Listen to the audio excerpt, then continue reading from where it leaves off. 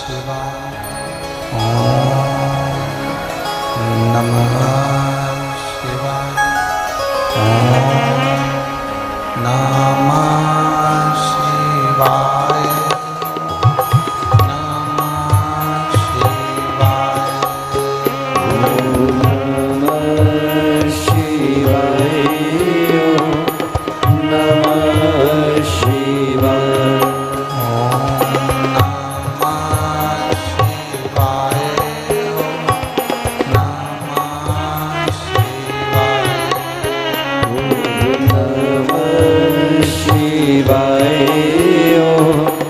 नमः शिवाय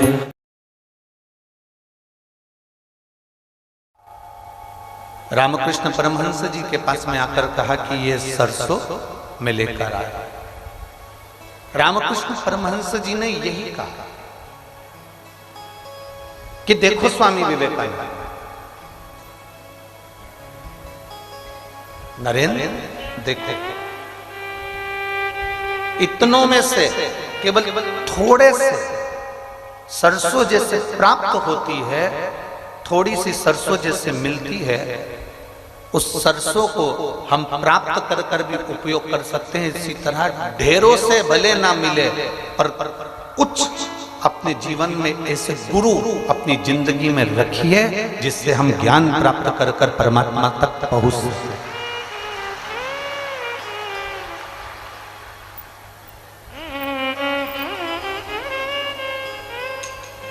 उन्हीं पूज्य गुरुओं में गीता मनीषी परम पूज्य ज्ञानानंद जी महाराज जी कि हम ऐसे गुरुओं की शरण में रहें जिससे हमारी जीवन की एक आनंदता हमें परमात्मा के चरणारविंद तक लेकर चली।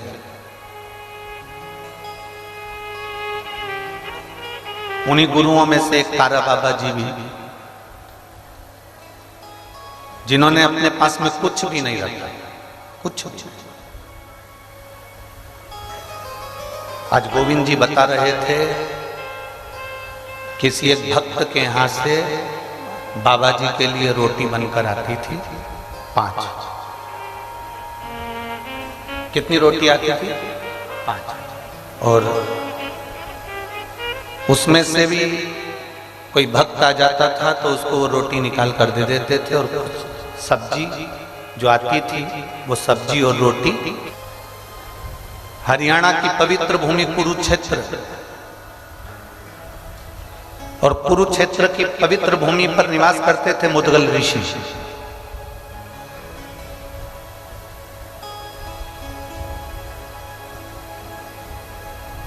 जिन मुदगल ऋषि ने शिव भक्ति को अपने जीवन में ऐसा उतारा कि उनके बेटे, उनकी बहू, उनकी पत्नी भी शंकर की भक्ति में रमी रहती थी।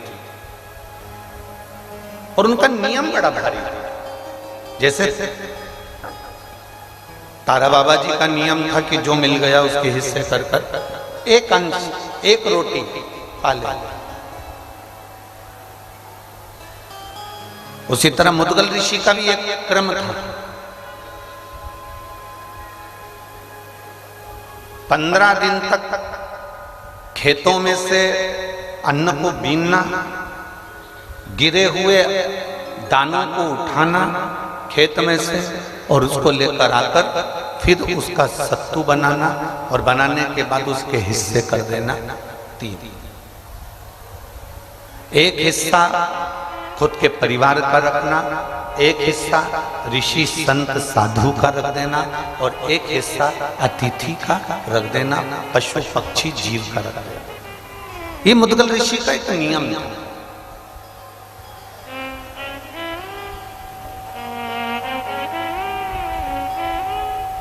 ये मुदगल ऋषि का एक नियम बना हुआ। अब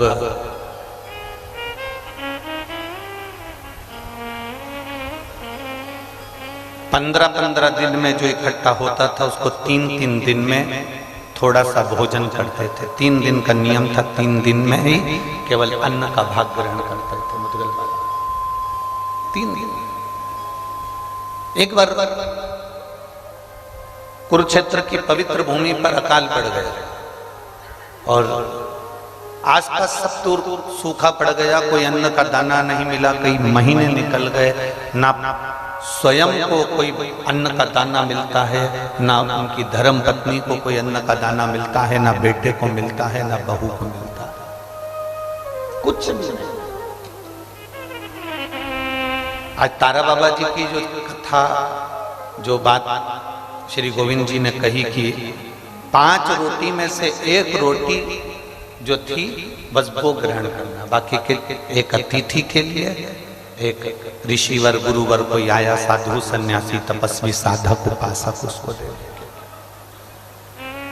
एक जीव के लिए।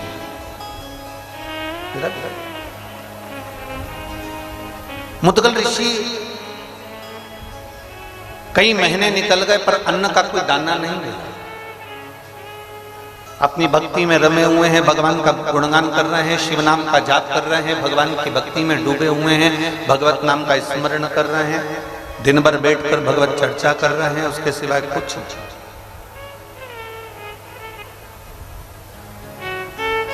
पिता शंकर का जाप करेगा ना तो चल जाएगा, तो भक्ति में डूबा हुआ देखेंगे ना तो भक्ति करेंगे तो चल जाएगा। पर बहू जो दूसरे के घर से आती है उसको 3 महीने तक लगातार एक अन्न का निवाला ना मिले तो चलेगा क्या? जम के तो बोलो चलेगा? एक अन्न का दाना बहू के मुख में ना, एक अन्न का।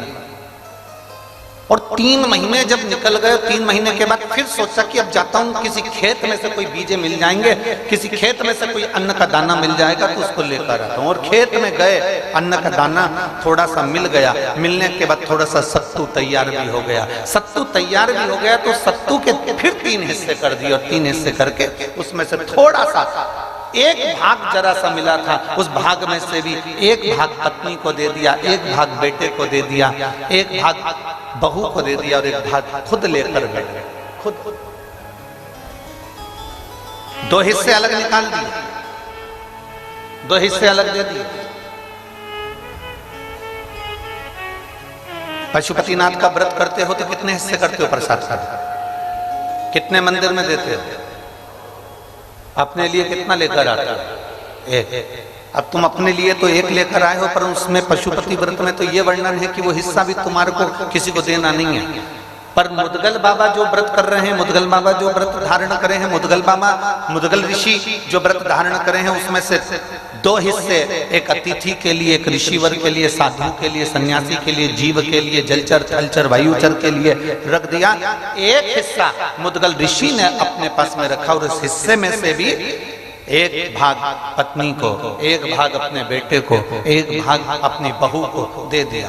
और इतना इतना सब सत्तू का भाग लेकर बैठे ही थे और हाथ में जल लिया ही था और प्रसाद पाने ही वाले थे। इतनी देर में शिव तो शिव है, शंकर तो शंकर है, ओघड़ी तो ओघड़ी है। शिव दयालु तो शिव दयालु है। और मेरा भोलेनाथ का एक अंश दुर्वासा ऋषि, मेरे शिव के अंश दुर्वासा बाबा उनके दरवाजे पर पहुंच गए। आवाज लगाई, ऋषिवर, ऋषिवर, ए ऋषिवर। मुदगल ऋषि के कानों में शब्द गया, आसन को छोड़ा, प्रसाद को छोड़ा, बाहर गए। कौन आया? दर्शन किए तो दुर्वासा बाबा थे, दुर्वासा ऋषि थे। हाथ जोड़कर निवेदन करा, दुर्वासा बाबा आप आइए, आसन लो, बैठो। बैठाया। आज कैसे आना हुआ?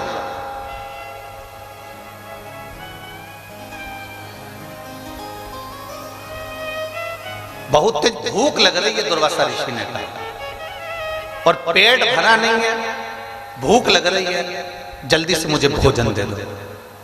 मुदगल ऋषि ने कहा, बाबा जी आप भी कहां भोजन करने आए हो? हमारे पास में पेट भर कर भोजन तो शायद ही मिलेगा। हाँ ये जरूर है कि मेरी पत्तल में जो भोजन है वो आपको दे देता हूँ। 3 महीने के बाद में जो भोजन मिला था वो उठाकर मुदगल ऋषि ने दुर्वासा बाबा को, जो शंकर के, भगवान शंकर के जो अंश उतारे हैं, ऐसे दुर्वासा ऋषि को दे दिया। अब दुर्वासा ऋषि ने वो सत्तू खा लिया। खाने के बाद बोले भूख बहुत लग रही है, बहुत। अब मुदगल ऋषि किसको कहे? पत्नी ने सुन लिया, और धर्म पत्नी तो धर्म पत्नी होती है। आज के जमाने की होती तो इतनी देर में निपटा जाए। अगर मान लो आज के समय की होती ना तो उसको मालूम है कि दुर्वासा ऋषि आए और इन्होंने अपना दे दिया, अपने को भी अपना देना पड़ेगा, तो उससे पहले पर धर्म पत्नी, धर्म पत्नी, मुदगल ऋषि की धर्म पत्नी ने तुरंत अपनी पत्तल को अपने पति के हाथ में दे दिया और पति से कहा, स्वामी ये लीजिए और ये गुरुवर को दे दीजिए, वो इस प्रसाद को पा लें। पति अपनी पत्नी को देख रहा है, नहीं हो रहा कि मेरे घर की बहू है। आज मुदगल ऋषि को यह आश्चर्य हो रहा है कि इसके माता पिता के संस्कार कितने प्रबल होंगे जिसने इसको जन्म दिया।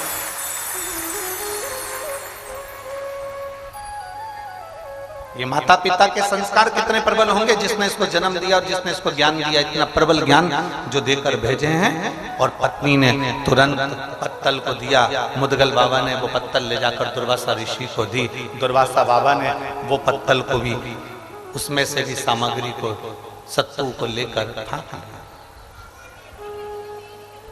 अब दुर्वासा जी ने जैसे ही सत्तू को फाँका, सत्तू को खाया, खाते से दुर्वासा ऋषि फिर बोले, अरे मुदगल ऋषिवर पेट नहीं भर रहा है, बहुत भूख लग रही है, बहुत, कुछ करो व्यवस्था। मुदगल बाबा ने तो कुछ नहीं बोला, पर बेटा देख रहा था जब पिताजी ने अपना भोजन दे दिया, माँ ने अपना भोजन दे दिया, तो बेटे ने भी कहा, पिताजी आप चिंता मत करो, ये पत्तल लीजिए और दुर्वासा बाबा को दे दीजिए। बेटे ने पत्तल दे दी, दुर्वासा ऋषि के पास में पहुंचे, दुर्वासा ऋषि उसको भी खा गए, उसको भी पा गए। और दुर्वासा ऋषि ने जैसे प्रसाद पाया, पाने के बाद में अब फिर दुर्वासा ऋषि ने कहा, बहुत भूख लग गई, बहुत भूख लग गई। अब मुदगल ऋषि ने हाथ जोड़कर कहा, गुरुवर, जो हमारे पास में था वो हमने आपको दे दिया, मेरी पत्नी के पास में जो था उसने भी आपको प्रसाद में दिया, मेरे बेटे के पास में जो था वो बेटे ने आपको दे दिया। पर मुदगल ऋषि तो कह रहे थे और दुर्वासा जी नैनों से इशारा कर रहे थे कि बहू के पास है, अभी प्रसाद रखा। परीक्षा कैसी लेता है भोलेनाथ। हमने पहले भी कथा में कहा, दुख जब भी आता है ना, तुमको निखारने के लिए आता है। तकलीफ जब भी मिलती है ना, तुमको अच्छा बनाने के लिए मिलती है। हमने पहले कथा में कहा, एक रेस का घोड़ा रेस में खड़ा होता है, उसका मालिक उस पर बैठ जाता है। घोड़े को नहीं मालूम कि मुझे रेस में खड़ा करा है, घोड़े को नहीं मालूम कि मुझे दौड़ना है, घोड़े को नहीं मालूम कि मुझे रेस में जीतना है। बस घोड़ा खड़ा है और मालिक उस पर बैठकर कोड़े से कोड़ा मारते जाता है, पिन चुभाते जाता है, मारता है, पिन चुभाता है, मारता है, पिन चुभाता है। घोड़े को बहुत तकलीफ होती है और इतनी तकलीफ घोड़े को होती है कि घोड़ा भागता है, इतना भागता है, दुनिया ताली बजाती है इसलिए कि घोड़ा आगे निकल रहा है। पर घोड़े से पूछा जाए कि तू भाग क्यों रहा है, तो घोड़े को समझ में आता है कि मुझे कष्ट इतना मिल रहा है कि मुझे दौड़ना पड़ रहा है। वो कष्ट के कारण वो दौड़, वो कष्ट इतना दौड़ा, इतना दौड़ा, इतना दौड़ा कि आखिरी में वो घोड़ा पहले नंबर पर आ गया, रेस में जीत गया। दुनिया ने सोचा कि रेस घोड़ा जीता है, पर घोड़े से पूछो वो रेस नहीं जीता है।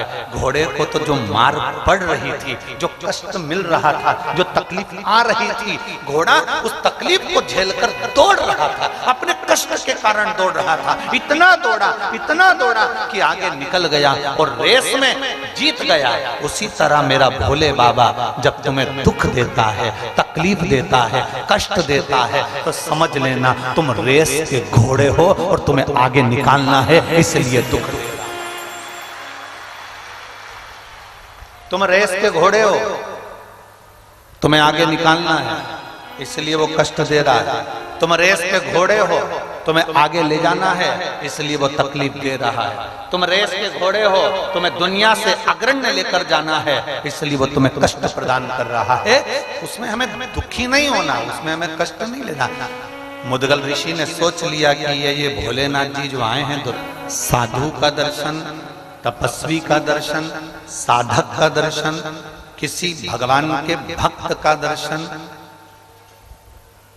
नदी, तालाब, बावड़ी, कुआं, कोई समाधि, कोई मंदिर, कोई देवालय, कोई शिवालय का दर्शन, यदि होता है अपनी जिंदगी में तो ये अंदाजा लगा कर रखना कि हमारे पूर्व के कोई पुण्य बहुत ज्यादा प्रबल हो गए होंगे, जो आज हमें संतों का दर्शन हो जाता है। साधु जन, गुरुजन, तपस्वी जन, साधक जन जो हमको मिल रहे हैं, जो उनका दर्शन हम कर रहे हैं, कोई हमारे पूर्व का पुण्य बहुत प्रबल हुआ होगा, हमारे पुण्य का प्रबलता बनी होगी तो हमको दर्शन का फल मिला है। एक बच्चा गुल्लक भरता है, भरते जाता, जब उसको गिफ्ट की जरूरत पड़ती है तब फोड़।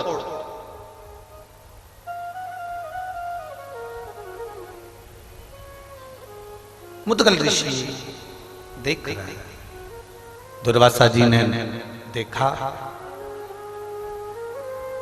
भूख लगी है ऋषिवर, भूख लगी है।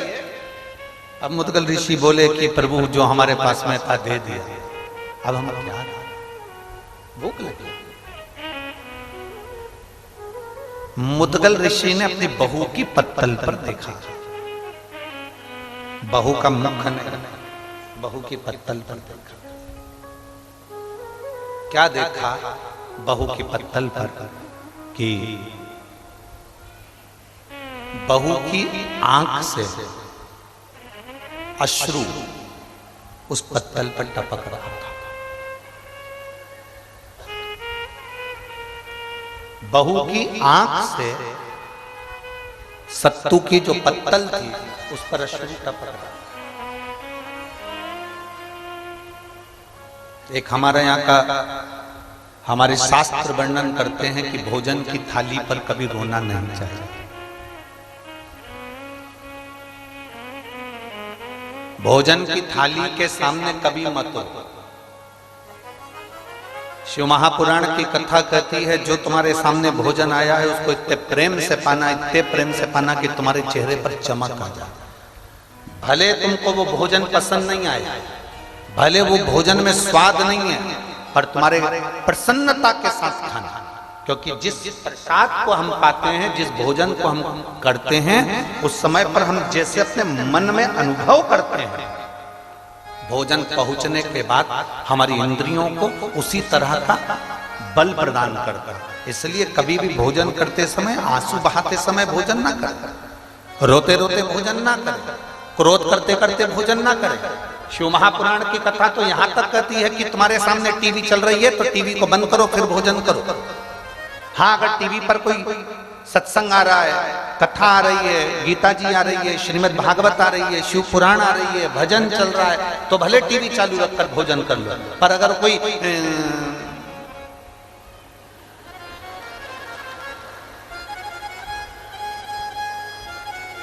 भाभी जी घर पर है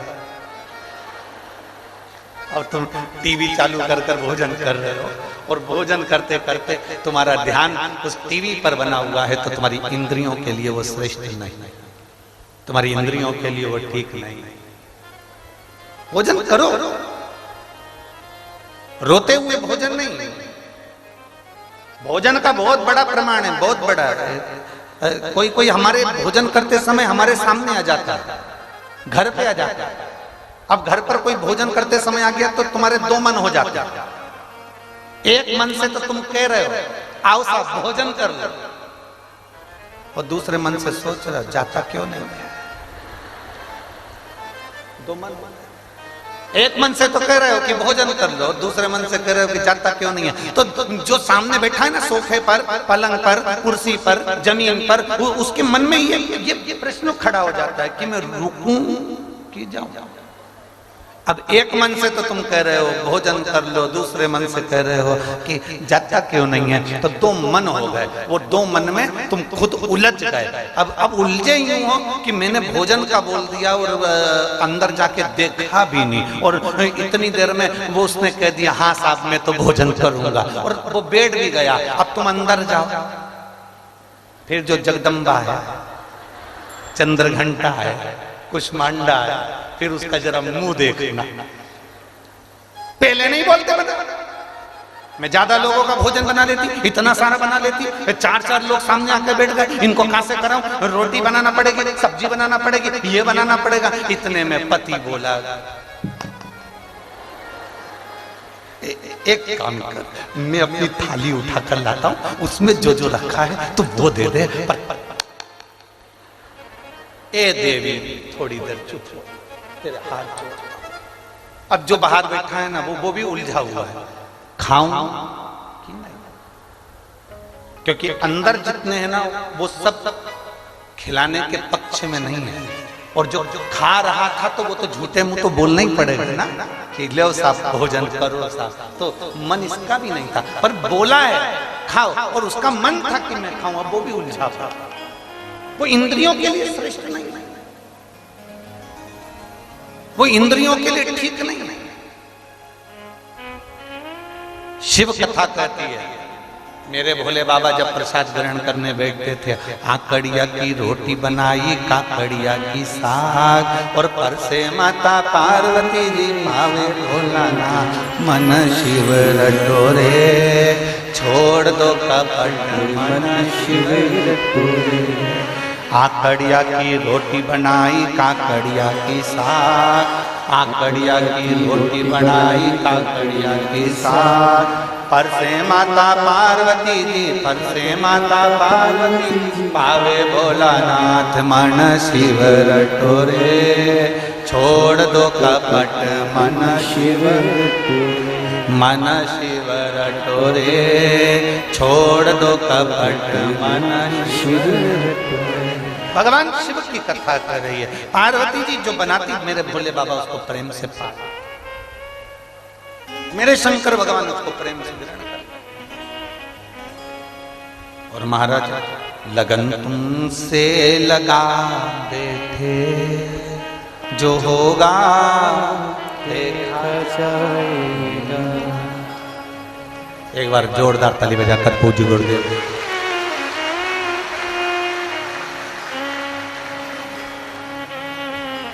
लगन तुमसे लगा बैठे, जो होगा देखा जाएगा, तुम्हें अपना बना बैठे, जो होगा देखा जाएगा, तुम्हें अपना बना बैठे, जो होगा देखा जाएगा।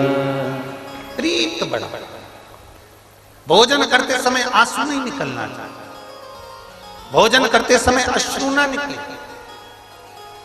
अब आंसू टपके हैं तो फिर थोड़ा सोचने वाली बात है कि आंसू गिरे क्यों, अश्रु आए क्यों।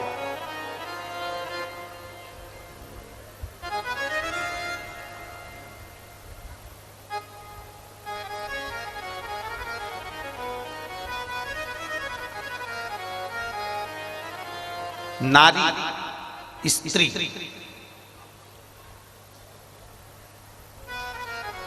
सबसे सुंदर और सबसे बलवान कब होती है? स्त्री ब्यूटी पार्लर में तैयार होकर आएगी तो ज्यादा सुंदर दिखेगी क्या? जम के बोलो जरा। नहीं, स्त्री कहीं वो क्या बोलते हैं आजकल, वो एक्सरसाइज करने की जगह को जिम, हाँ जिम, वहां ट्रेनर है कोई दीदी और वो उसको पूरी एक्सरसाइज करा रही और उसको बल प्रदान कर दिया तो क्या वो बलवान हो जाएगी? एक समझना, बहुत जोरदार बात है। ये शिव पुराण की सबसे सुंदर बात है जो पार्वती जी को भगवान शंकर ने अमरनाथ की गुफा में कही। जिस अमरनाथ जी की गुफा में तुम दर्शन करने जाते हो, उस अमरनाथ की गुफा में ज्ञान देते समय भोलेनाथ जी ने अमर कथा के अंदर इसको वर्णन किया। जरा ध्यान दो, जितने आस्था चैनल पर सुन रहे हैं, जितने फेसबुक यूट्यूब पर सुन रहे हैं, जितने सुंदर तारा बाबा की कुटिया में बैठकर कथा को सुन रहे, को नहीं मिलती जितनी सुंदरता और बल था, जितनी सुंदरता और बल केवल पति अपनी पत्नी को अगर इज्जत से बात कर ले तो उसके चेहरे पर सुंदरता आ जाती है। पति अपनी पत्नी से केवल इज्जत से बात कर ले, तरीके से बात कर ले, सम्मान से बात कर ले और उससे कह दे तुझे चिंता करने की जरूरत नहीं, मैं बैठा हूं, तो स्त्री में बल भी आ जाता है और उसकी सुंदरता भी बढ़ जाती है, उसको पार्लर से सुंदर हो जाता है। जितनी पार्लर में सुंदर नहीं हो सकती उतना बस पति इज्जत से बात कर, पति सम्मान से बात करे, पति सत्कार से बात करे, एक बार प्रेम से उससे बोल ले, स्त्री वैसी सुंदर दिखने लगती है। पर जब भी बोलता है ऐसा बोलता है जैसे कुएं में मेंढक ढर ढर करता है।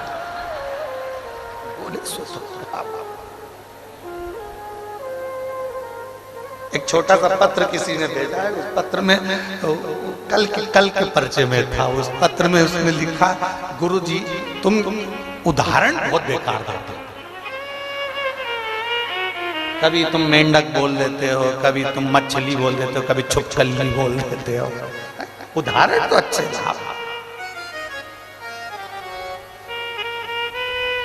अब हम उसको क्या बोले कि इतने उदाहरण देने के बाद भी तो तुम सुधरते नहीं। अब इतने उदाहरण दिए से तो सुधरो थोड़ा। अच्छा तुम खुद बोल दो, तुम्हारी सुंदरता पार्लर में जाकर हो सकती है क्या? जम के बोलना, हो सकती है? तुम्हारी सुंदरता कब बढ़ेगी? जब तुम्हारा पति तुम्हें इज्जत से बात करे, चार लोगों में सम्मानजनक बात करे, तो तुम्हारे चेहरे की चमक बढ़ जाएगी। चेहरे की चमक। और मालूम पड़ा दोनों घूमने के लिए निकले हैं, दोनों चलो अपन दोनों घूम के आते हैं। दोनों गोवा घूमने के लिए गए और जाते से ऐसे झगड़े कि दोनों के मुंह देख लो तो होटल का वेटर भी सोच लेता है इंडिया और पाकिस्तान का मेल हमारे गोवा में हुआ है। चेहरे से पहचान जाता है,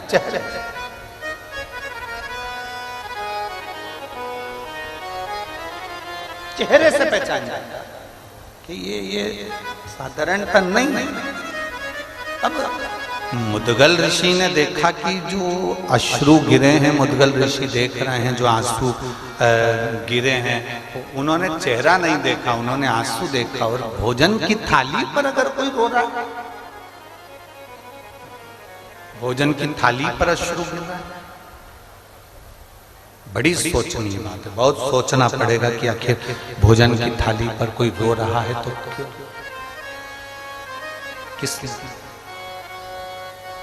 किस कारण अश्रु। और जब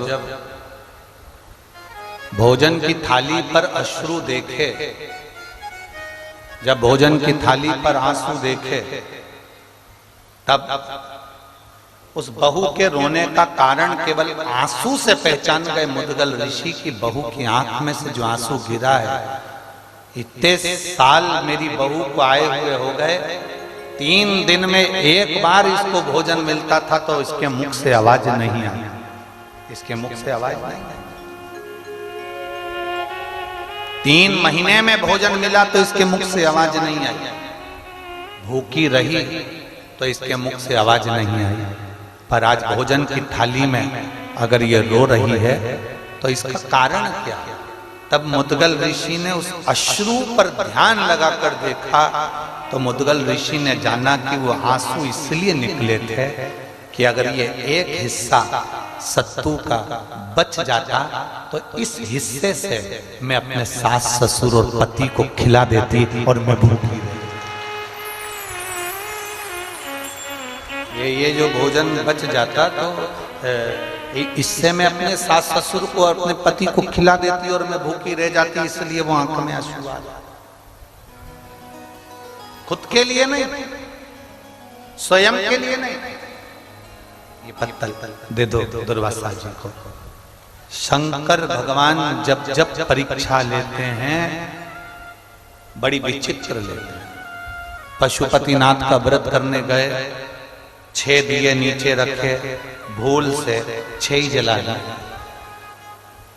पशुपतिनाथ का व्रत करने गए, मालूम पड़ा घर में माचिस छूट गई और मंदिर में माचिस मांग कर अपने दिए को जला रहे हो, व्रत नहीं लग सकता,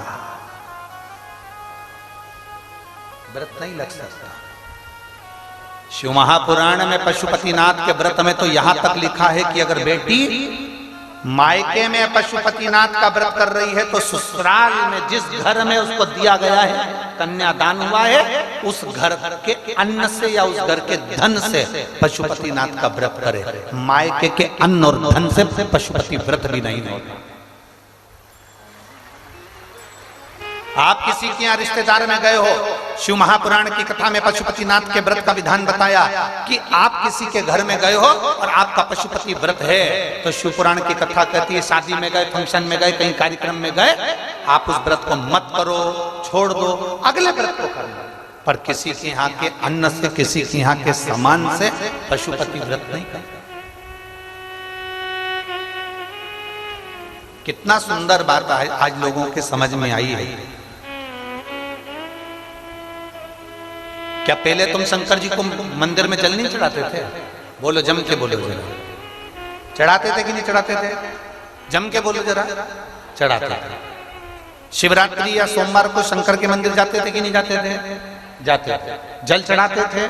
चढ़ाते थे। अब तुम जल चढ़ाते थे, मंदिर जाते थे, पूजन करते थे, आराधना करते थे, सब कुछ करते थे, फिर भोले बाबा क्यों नहीं सुनता था? और जब से तुमने शिव महापुराण की कथा सुनना चालू करी, एक लोटा जल चढ़ाते हो और भोलेनाथ जी तुम्हारी सुन लेता है, उसका कारण क्या है? कारण क्या है?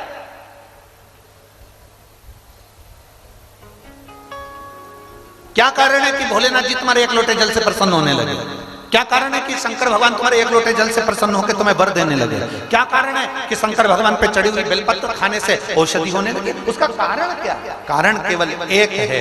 अभी तक तुम जो जल चढ़ाते थे, मंदिर का लोटा उठाकर मंदिर का ही पानी भरकर शंकर जी को चढ़ा देते थे। अब अपना लोटा, अपना पानी अपने घर से लेकर जाते हो, अपना समर्पित करते हो, तो बाबा भी तुमको खूब प्रदान करेंगे।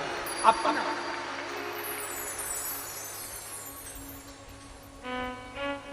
अपना दे रहे हैं ना। अब ऐसे तो तुम मंदिर में जाओ, मंदिर का लोटा उठाओ, जिसने लोटा रखा होगा उसमें 25, 30, 50 रुपए तो खर्च हुए होंगे। बोलो तो जरा जम के।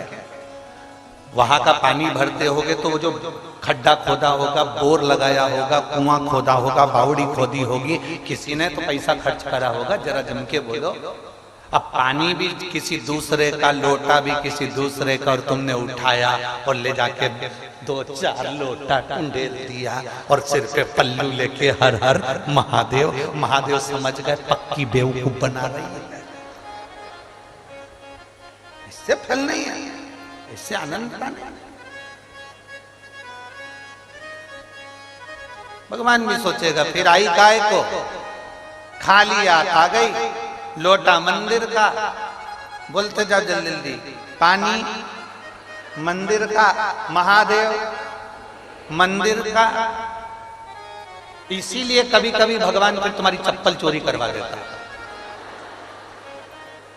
इसी चक्कर कि अरियो कंजूसड़ी। भगवान भी कहता है कि अब जा, और जो मंदिर के बाहर गई उर्रा, फिर आवाज ए ताऊ, ए ताऊ। ताऊ बोले क्या? चप्पल कहां गई?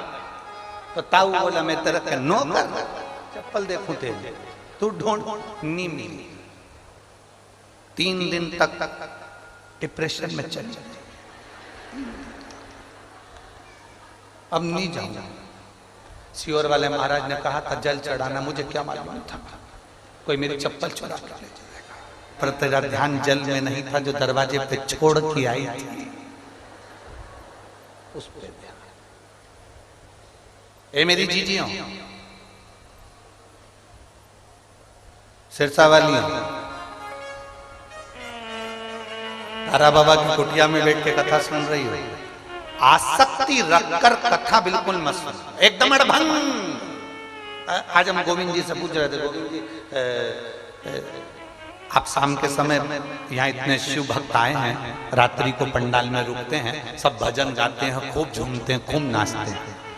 सिरसा वालों का सौभाग्य है, तुम जितने पुरुष दुकानों पर बैठते हैं, हम उनसे निवेदन करेंगे अगर तुम दिन में कथा में नहीं आ सकते तो रात में आकर इन शिव भक्तों का दर्शन जरूर करना। रात में आओ, शंकर के इन भक्तों का दर्शन करो। और जितनी भजन मंडलियां यहाँ पर रहती हो पूरे सिरसा में, माताएं ढोलक बजा बजा के, रात को आओ 2 घंटा ढोलक मंजीरा बजा के बाबा के इन भक्तों के साथ भजन करो। डीजे वाले डीजे, बैंड वाले बैंड बजाओ, ढोल वाले ढोल बजाओ। क्योंकि ये शिव महापुराण की कथा कोई साधारण नहीं होती। जितने दिन तक शिव पुराण जिस जगह पर होती है उतने दिन तक मेरे 12 ज्योतिर्लिंग और कैलाश पर्वत वहां विराजमान रहते हैं, विराजमान रहता है उतने दिन तक। और तुम्हें 7 दिन में से 1 या 2 दिन मेरे भोलेनाथ तुमको ऐसा महसूस कराएंगे जैसे हल्की हल्की पानी की बूंदें गिर रही है, ठंड लग रही है, ऐसा लगेगा कोहरा गिर रहा है, बादल छाए हैं, ऐसा महसूस होगा जैसे हम कैलाश पर्वत की यात्रा कर रहे हैं, केदारेश्वर और केदारनाथ, और हम अमरनाथ जा रहे हैं। 7 दिन में दर्शन करा, 7 दिन लीला का दर्शन वो कराता था।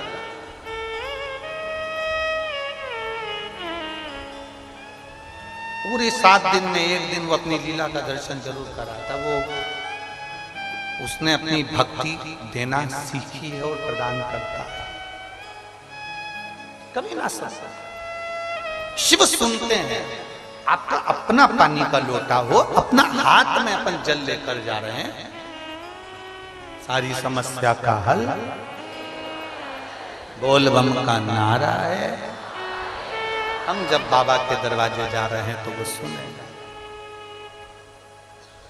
और मेरे भोले तेरा सहारा है,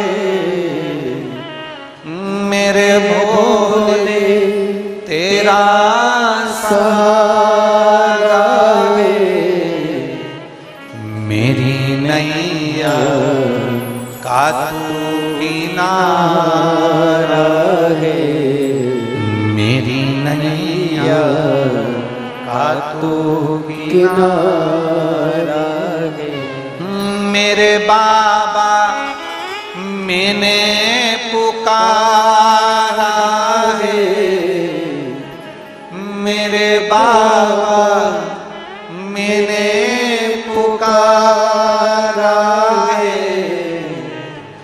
मेरी नैया का तू किनारा है, मेरी नैया का तू किनारा। उसको पुकार, वो आए।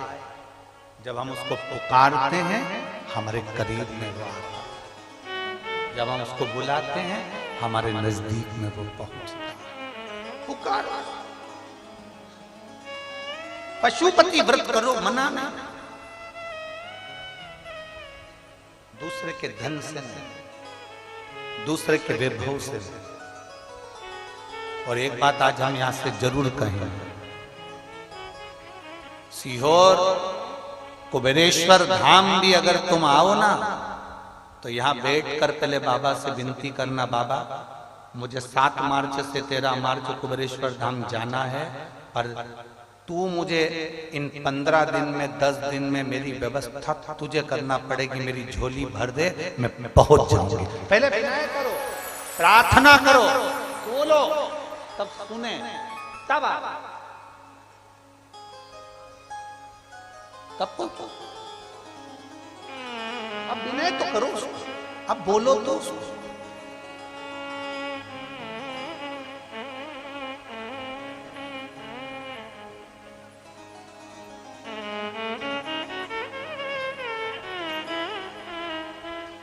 प्रतिदिन एक हम जो प्रार्थना करते हैं तुम भी करा करो। मालूम है प्रार्थना हम जो बोलते हैं भोलेनाथ जी से, यहाँ आने से पहले हम शंकर जी से बस केवल 2 बात बोल कर आते हैं। बाबा, याद है आपको, स्त्री की गोद और पुरुष जेब कभी खाली मत रखना। इतनी मेरे भोले बाबा, स्त्री की गोद कभी खाली मत रखना। उसको 30 साल 35 साल 40 साल भी अगर संतान नहीं हुई है तो मेरे शंभू शिव महापुराण की कथा को अगर वो सुनने के लिए बैठा है, ऐसी कृपा करना कि उसकी गोदी में लाल जरूर देना। ऐसी कृपा। पुरुष की जेब खाली ना रहे, उसकी जेब कभी खाली मत रहे। स्त्री की गोद खाली रहती है तो उसको बहुत सुनना पड़ता है, और पुरुष की जेब खाली रहती है तो उसको भी बहुत सुनना पड़ता है। लोग धुतकारते हैं। स्त्री को भी अगर बच्चा नहीं है तो धुतकार देते हैं, कोई अपने बच्चे उसकी गोद में नहीं देता। पुरुष की जेब खाली है तो कोई नहीं पूछता, धुतकार। दोनों, स्त्री की गोद भरी रहे और पुरुष की जेब खाली। तू कृपा, तू दया, और कृपा की ना होती जो आदर तुम्हारी, तो सोनी रहती अदालत तुम्हारी। गरीबों के दिल में जो जगह तुम न पाते, तो किस दिल में होती इबादत तुम्हारी। उसकी कृपा, उसकी दया। मुदगल बाबा ने बहू की थाली में देखा, उसने पत्तल उठा कर दे दिया। पिताजी ये लीजिए। थाली दुर्वासा बाबा को दिया। परीक्षा लेता है मेरा भोलेनाथ। पशुपति व्रत करे, 6 दियों में दिया लगा दिया। पशुपति व्रत करा, प्रसाद छोड़ कर आया। माचिस घर रह गए, पूजन का सामान रह गए। कभी कभी थाली रखी थी सुबह की पूजन की, उसको किसी ने धो दिया। भगवान चाहता है अभी तेरे व्रत पूरे नहीं हुए, एक आध व्रत और बढ़। कभी कभी 6 की 6 दिए लगे थे, सब में हवा के चलते से पूरे 6 की 6 जल गए। बाबा चाहता है अभी तेरा व्रत पूर्ण नहीं हो, और करे तो।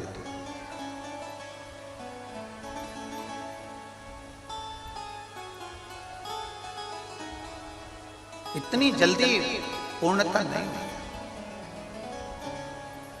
अब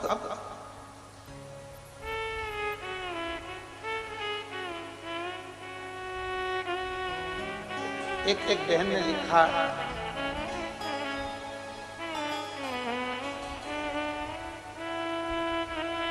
मेरा नाम मीनाक्षी सोनी है, हम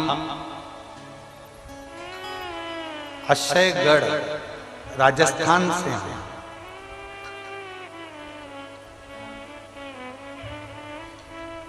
हम भटिंडा आए थे और वहां पर भी पहुंचे थे।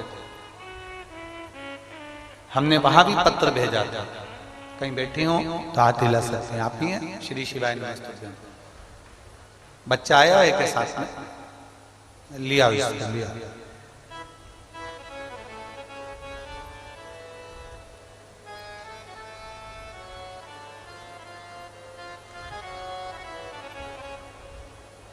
गुरुदेव तेरे भाग्य में पुत्र है ही नहीं। हमने पहला पशुपति व्रत करा, सफल नहीं हुआ।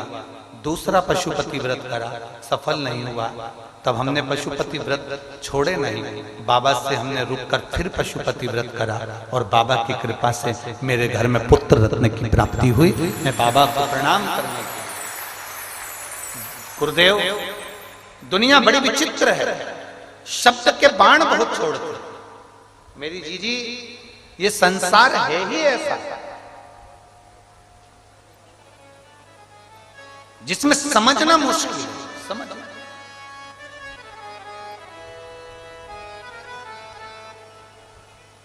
अभी कहा था घोड़े को जो कोड़े पड़ रहे हैं उसके जीतने के लिए, घोड़े को जो पिन चुभोया जा रहा है वो उसको जीतने के लिए। और आपके ऊपर अगर कोई अपशब्द कह रहा है, कई लोग कहेंगे शंकर जी को जल चढ़ाने से क्या होता है, बेलपत्री खाने से क्या होता है, शिव जी की आराधना करने से क्या होता है। एक पत्र और है देखिए,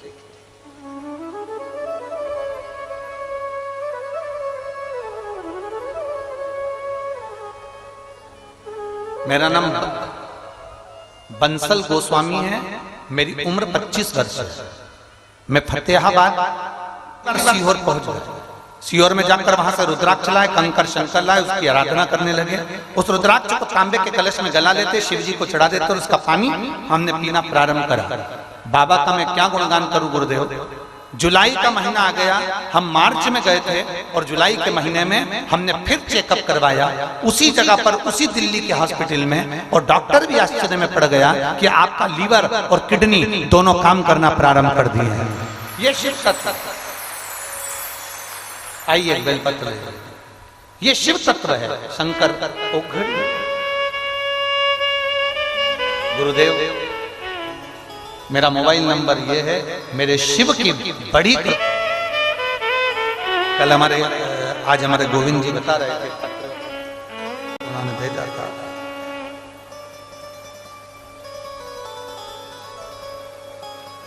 गोविंद जी बता रहे थे, कोई उनके बीआई जी आए थे, उनके समधी, तो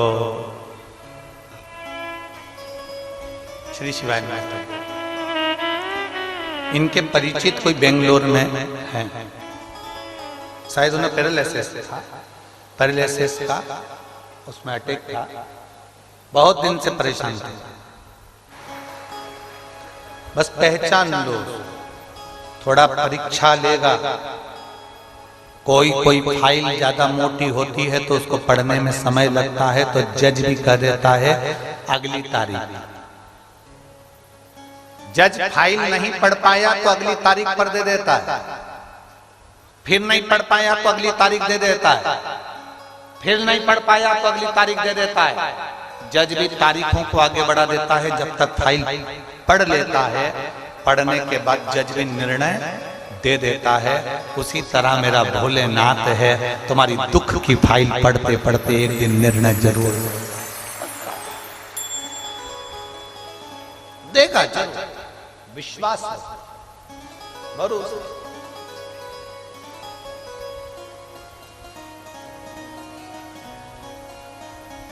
विश्वास नहीं टूटना चाहिए। कितने लोग हैं जो शंकर जी को रोज जल चढ़ाते हैं? हाथ उठा, सभी हो, रख लो, रख वापिस दर्द जाना चाहिए। प्रतिदिन अपने घर से निकलकर हाथ में जल का पात्र लेकर अपने बच्चों से भी कहो कि एक लोटा जल चढ़ा। ना जाता कोई तरसे तुम्हारे, मैं भी खड़ी हूँ नंदी बाहे फसाए, अपने हृदय से लगा लो, गिरा जा रहा हूँ, उठा लो, भोले अपने दर से अब तो न टालो, गिरी जा रही हूँ, उठा लो। शिव कथा का विश्वास दृढ़ रखो, लेगा परीक्षा, बोलेगा। परीक्षा बहुत लेता है मेरा भोलेनाथ, बहुत परीक्षा, बहुत परीक्षा। पर तुम्हें कुछ बनाने के लिए, तुम्हें आगे लाने के लिए, तुम्हें जिताने के लिए परीक्षा की घड़ी में से पास करेगा जरूर, ये निश्चित है। पत्तल दे दी दुर्वासा बाबा को, ये मेरी बहू का आखिरी में ये सत्तू बचा है, आखिरी सत्तू दे दे, ये आखिरी। दुर्वासा ऋषि ने खा लिया।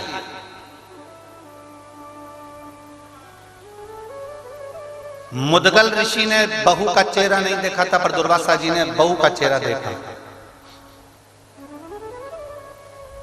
शिव पुराण कहती है, मेहमान आए, बहन बेटी आए, रिश्तेदार आए, संत आए, साधु आए, गुरुजन आए, घर में कोई अतिथि कोई आ गया, सबसे पहली मुस्कुराहट घर की बहुओं के चेहरे पर होना चाहिए। घर की बहुओं के चेहरे पर मुस्कुराहट होना चाहिए। चेहरा मुस्कुराना चाहिए। आज हमारे घर में अतिथि आया, आज हमारे घर में कोई आया, मुस्कुराई, प्रसन्न। पर दिक्कत है, सबके चेहरे पर मुस्कुराहट हो सकती है, नी बोलूं तो अच्छा। मेरा पाला तुमसे ही पड़ना है, बहुत। कईयों को लगता है कि अब आ गए तो काम फैल गया, काम बढ़ गया, भोजन बनाना पड़ेगा, इनके बच्चों का इतना फैलाएंगे, घर में कचरा ही कचरा कर जाएंगे, सब दूर फैला जाएंगे, सब दूर काम ही काम दिखेगा। अब सुबह जल्दी उठना पड़ेगा, इनकी चाय बनाओ, नाश्ता बनाओ, भोजन बनाओ, ये करो वो करो। कौन आता है, कौन बुलाता है, महज भ्रम है, करता सब तारा बाबा है। ये हमारे कर रहे, महज भ्रम है। कौन कर रहा है, कौन करा रहा है? तुम कर रहे हो, तुम करा रहे हो।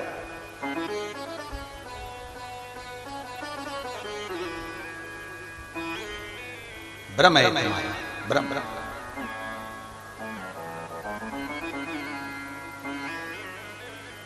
प्रसन्न होना चाहिए बहू को। चेहरा मुद्गल ऋषि ने नहीं देखा, चेहरा दुर्वासा जी ने देखा। तो चेहरा देखकर दुर्वासा ऋषि ने वर दे दिया। केवल चेहरा देखा बहू पर वर दे दिया। पत्नी के चेहरा देखकर वर नहीं दिया, मुद्गल ऋषि का चेहरा देखकर दुर्वासा जी ने वर नहीं दिया, बेटे का चेहरा देखकर वर नहीं दिया, बहू का चेहरा देखकर वर दिया। और अतिथि के आने पर, मेहमान के आने पर, मौसी, काका, बुआ, फूफा के आने पर, ननंद के आने पर, नंदोई के आने पर, रिश्तेदारों के आने पर, जब बहू के चेहरे पर प्रसन्नता होती है, तब देवता भी फूल बरसाकर वर देकर जाते हैं कि तूने सम्मान किया। बहू के चेहरे पर प्रसन्नता होना चाहिए। भाई तो मिलेगा ही, सास तो मिलेगी, ससुर तो मिलेगा ही, पर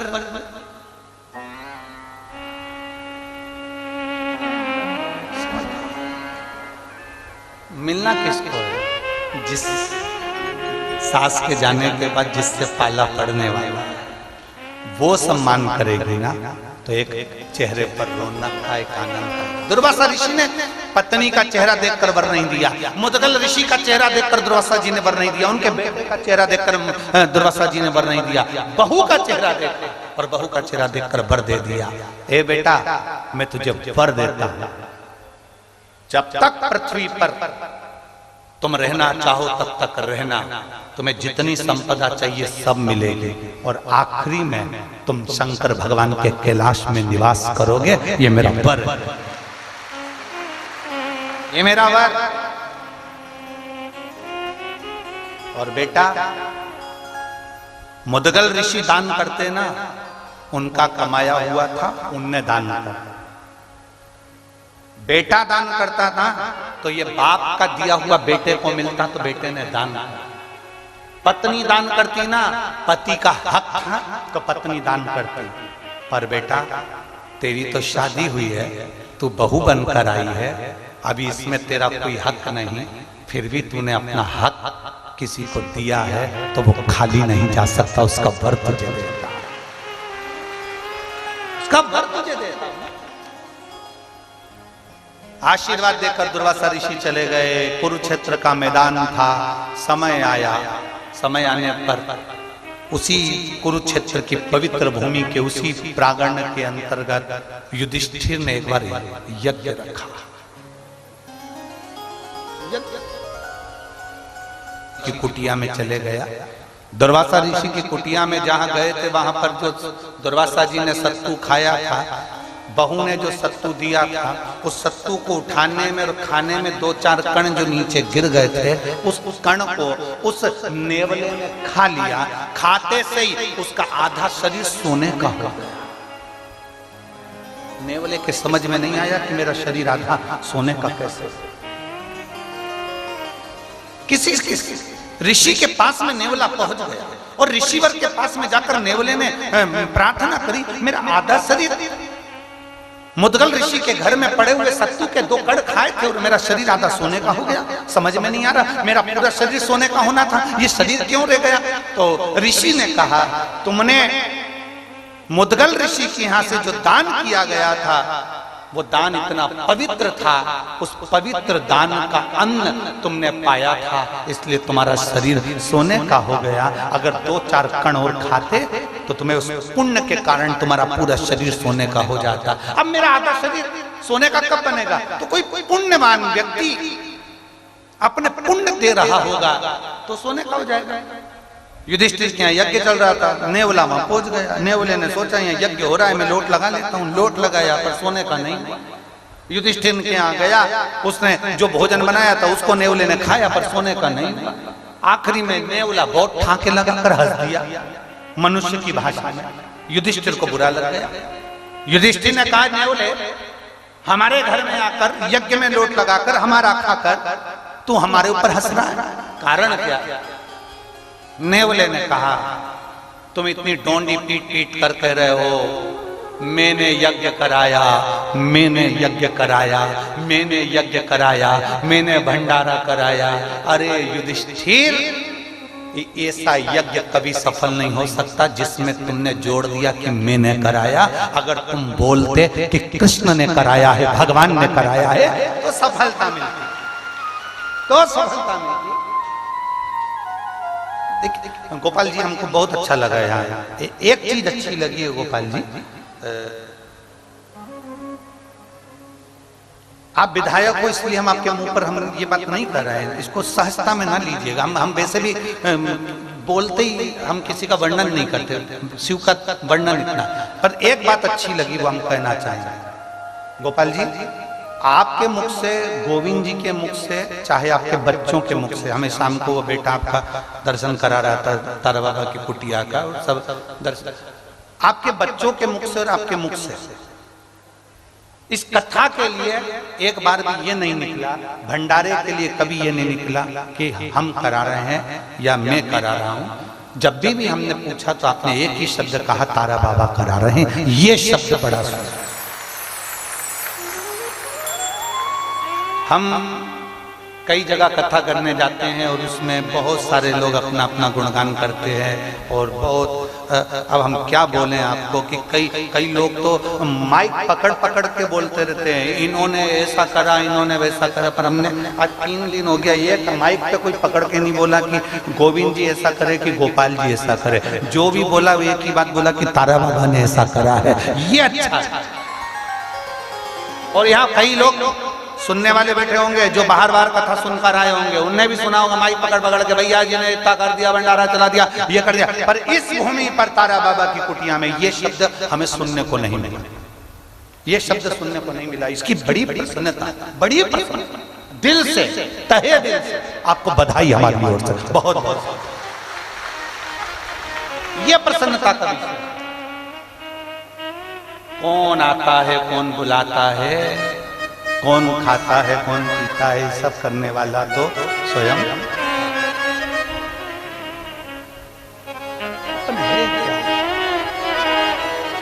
क्या है? और महाराज शिव कथा कहती है,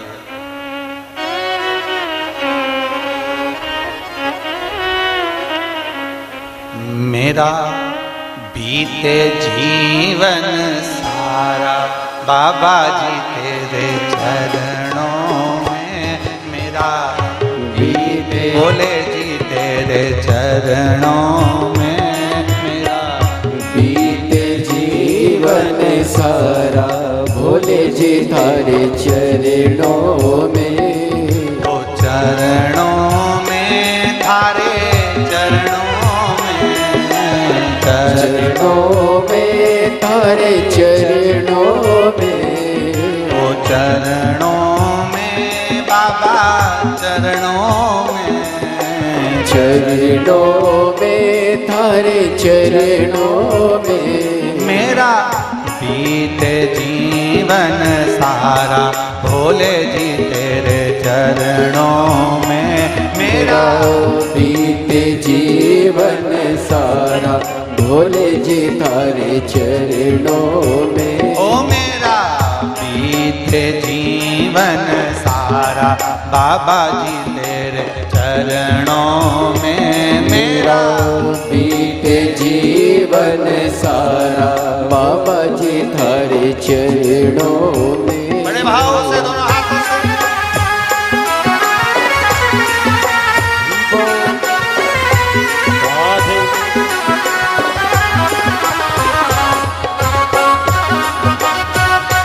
हो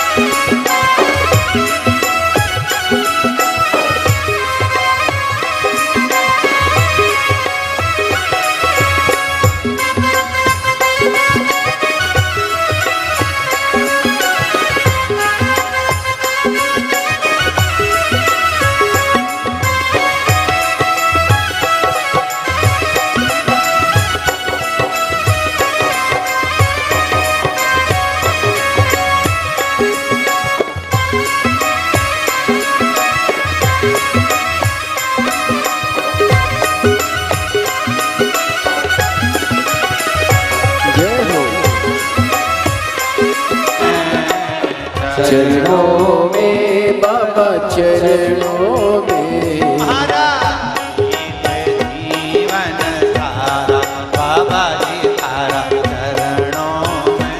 हमारा बीते जीवन सारा भोले जी थारे चरणों में। ओ हमारा बीते जीवन सारा बाबा जी तारे चरणों में। हमारा बीते जीवन सारा भोले जी थारे चरणों में। बीते जीवन सारा बाबा जी तारे चरणों में। हमारा बीते जीवन सारा भोले जी तेरे चरणों में। बीते जीवन सारा बाबा जी तारे चरणों में। हमारा बीते जीवन सारा बाबा जी थारे चरणों में। महादेव है। अपने स्थान पर बैठकर भगवान देवाधिदेव महादेव से अपने मन की बात बड़े भाव के साथ दिल से हृदय से बाबा से प्रार्थना करें।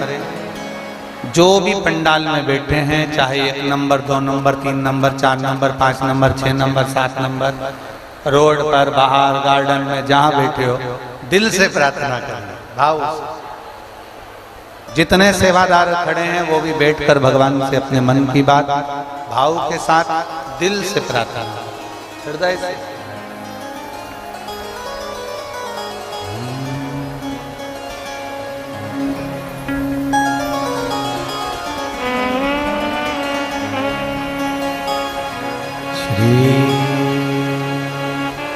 शिवाय नमस्तुभ्यं। श्री शिवाय नमस्तुभ्यं। श्री शिवाय नमस्तुभ्यं। श्री शिवाय नमस्तुभ्यं। श्री शिवाय नमस्तुभ्यं। भोला सब दुख काटो हमारा, ओ भोला सब दुख काटो शिव शंकर जपो तेरी माला भोले बाबा जपो तेरी माला भोला सब दुख काटो हमारा ओ भोला सब दुख काटो वेश है मंगल मंगलकारी वेश है मंगल मंगलकारी शमशान वासी हमारा शमशान वासी हमारा ओ भोला सब दुख काटो हमारा ओ भोला सब दुख काटो भगवान देव महादेव का चरित्र कर रहा शिव पुराण वर्णन कर रहे हैं। नेवले ने ज्ञान दे दिया युधिष्ठिर को।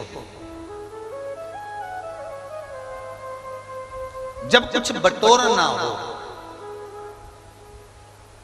किसी संत के पास जरूर। बटोरने से मतलब ये नहीं है कि तुम्हें धन बटोरना है, संपदा बटोरना है। संत साधु गुरु का आशीर्वाद भी बटोरा जाता है।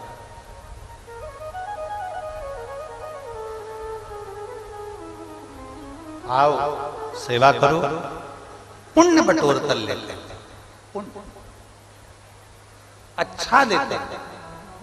कल कथा में एक बात कही थी विश्वनाथ मुनि की, जिनकी धर्म पत्नी और विश्वनाथ मुनि एक बेलपत्री का दान जरूर करते हैं। एक बेलपत्री। कल एक बात जरूर कही थी कि चांदी सोने की बेलपत्र से बड़ी होती है एक वृक्ष की, जम के बोलो जरा, बेलपत्र। जो सोने चांदी की बेलपत्र भी सुख नहीं दे सकती, वो सुख मेरे शंकर भगवान को जो बेलपत्र प्रिय है वो बेलपत्र दे दे। जितने लोग भ्रम में पड़े हुए हैं कि हमको गुरुजी ने चांदी की बेलपत्र दे दी, किसी ने सोने की बेलपत्र दे दी, बिल्कुल खुश मत होना। रत्ती भर भी, एक रत्ती के खुश मत हो कि तुम्हें चांदी की बेलपत्र मिल गई कि सोने की बेलपत्र मिल गई।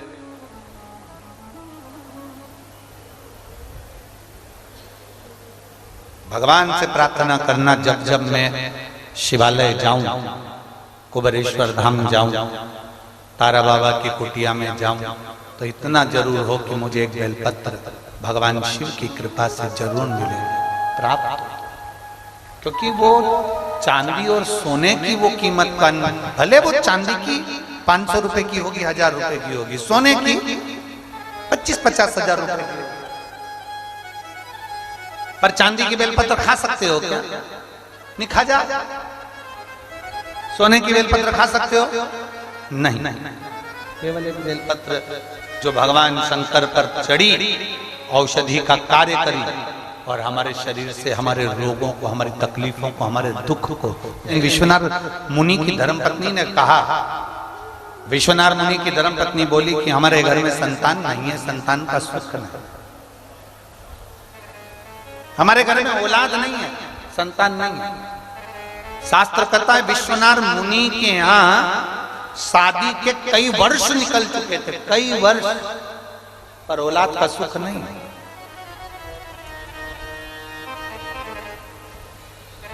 यहां पर भी एक बेटी बैठी है जिसके शादी के बहुत साल निकल गए, घर के लोग कुछ बोल देते, परिवार के लोग कुछ कह देते, औलाद हुई नहीं।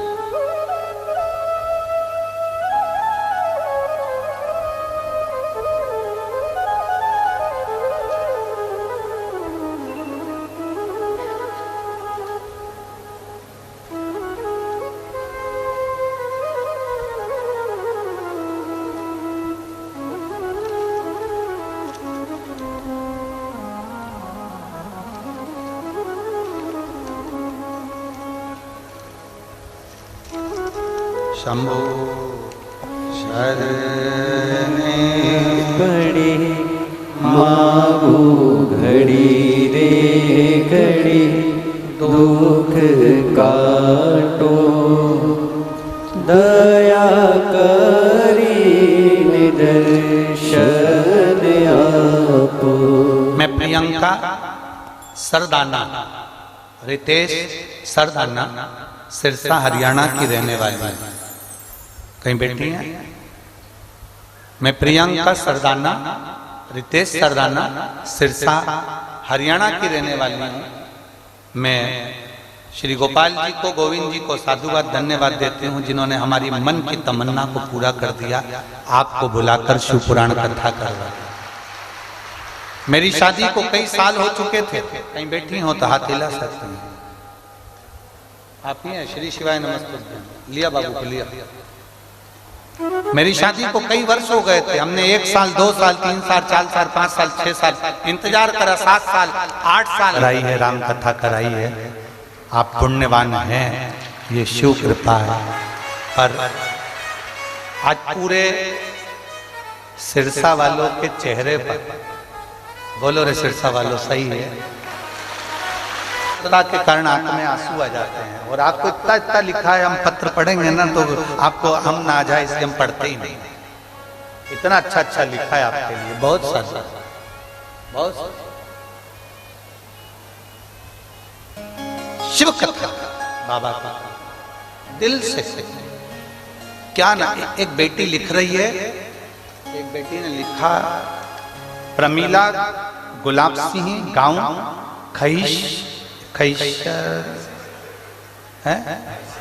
खैसरगढ़, ठीक है, तुम लोग समझ गए ना, बस बाकी का जान दो। खैसरगढ़ सिरसा की निवासी। कहीं बैठी है? कहीं बैठी हो तो हाथ हिला सकती है। प्रमीला गुलाब सिंह 10 साल से सरकारी नौकरी की तैयारी कर रही थी गुरुदेव, पर लगी नहीं, हार गई। मेरी बेटी है 13 साल की, वो कहती है मम्मी, वो सियोर वाला महाराज चिल्ला चिल्ला कर कहता है शंकर जी को 1 लोटा जल चढ़ा, तुम क्यों नहीं जाती हो? तो मैं कहती हूं 10 साल नहीं हुआ तो सियोर वाला क्या करेगा?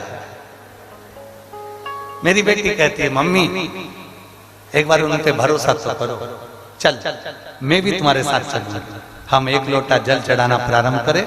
पशुपतिनाथ का व्रत किया और बाबा का मैं क्या गुणगान करूं गुरुदेव। 19 दिसंबर को जब मेरा एक एग्जाम था, मैंने वो एग्जाम दिया, बेलपत्री पर शहद लगाकर शिव को समर्पित करा। उम्मीद तो नहीं थी, पर मेरे बाबा ने मुझे गवर्नमेंट जॉब में लगा दिया। मैं बाबा को धन्यवाद देता। शिव तत्व है, वो घड़ी है, प्रकाश है शिव, उसकी भक्ति, उसका विश्वास। तुम्हें लगता होगा अभी तक जो कथाएं तुम श्रवण कर रहे हो, तुम्हें लगता होगा कि हमें कथा में जाना है, हमें कथा में बैठना है, हमें कथा सुनना है ना। कल भी हमने कथा में कहा था, शिव महापुराण की कथा में वही पहुंचता है जिसको मेरे शंकर भगवान हाथ पकड़कर पार लगाने वाले होते हैं, वही पहुंचता ही नहीं, पहुंच ही नहीं सकता। बहुत प्रयास कर लो, नहीं पहुंच सकता। हम पहले भी कहे सीहोर कुबरेश्वर धाम पर वही पहुंचता है जिसको बाबा बुला ले, और शिव पुराण में वही पहुंचता है जिसको शंकर को पार लगाना बहुत मुश्किल, बहुत